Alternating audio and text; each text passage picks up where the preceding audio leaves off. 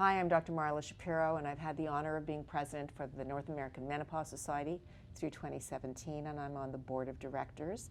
And I am with Jim Liu, who's also on the board of trustees and a director. Tell us who you are and what you do.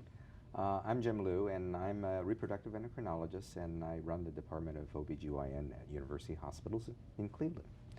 So, a hot topic for our clinicians, extended use. So we all talk about how long to keep patients on. We've tried to get rid of that phrase, the shortest time, the shortest duration.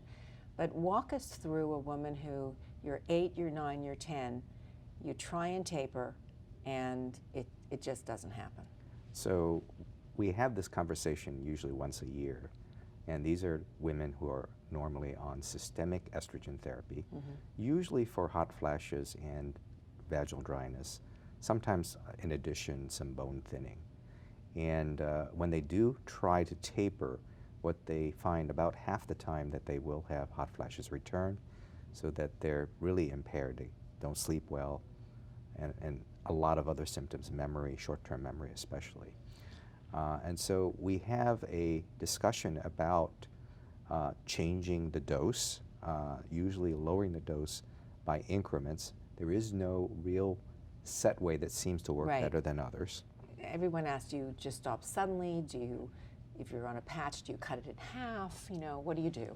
Yeah, so if they're on an oral medication, there is some evidence that suggests that the transdermal patches or transdermal gels seem to confer less risk than the oral medications, and it's just the way the body handles it. The estradiol component can be varied a little bit easier with a patch, as you intimated. By cutting the patches, the surface area of the patch determines the dose. Right. So generally, I don't tell people to cut the patches in half. Generally in quarters or thirds, depending on the size of the patch. Some of the generic patches are quite big, and so it's easier to do that. Some of the name brand patches are quite small. It's difficult, very difficult. I do put them through the risk and benefits. So the main ones we think about in women over the age of 60 is an increased risk in stroke, minor increase in heart attacks.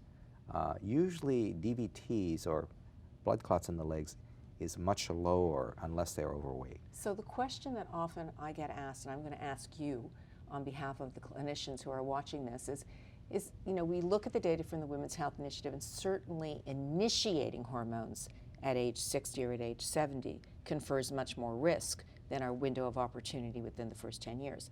But here we're talking about a population who started young and now is continuing. Do we have any data that tells us what that population behaves like compared to a new onset?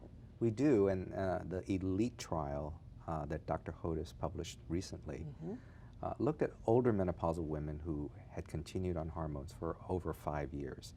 And they measured the thickness of the carotid artery by ultrasound, which is a very precise tool, as a direct measure of atherosclerotic changes. The assumption is the same type of changes would occur in the cardiovascular system. And what they found was it was not different than placebo, i.e. it wasn't accelerated in the older ladies, it just did not change at a rate that was slower than the placebo group. Right. So there doesn't appear to be an amplification of that effect if you are on estrogen based on this very limited trial of about a little bit under 300 women.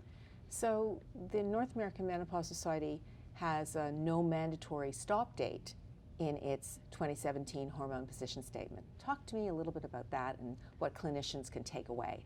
Well, I think there is some evidence that there may be some benefits long-term to hormones. They're not in randomized trials, they're more in these prospective cohort trials. And one of the things that sort of pushed the Hormone Therapy Guidelines Committee was a study from Finland that looked at a very large Finnish population from a national database. Everybody has health insurance in Finland, and they're on the database. And what it showed was women that continued on hormone therapy, whether it was combination or alone, tended to have a lower cardiovascular rate of development of disease. Now, obviously, this is not a randomized trial, so there are Right. limitations, but it would suggest that there is not harm, at least, in that area. Thank you so much for being with us.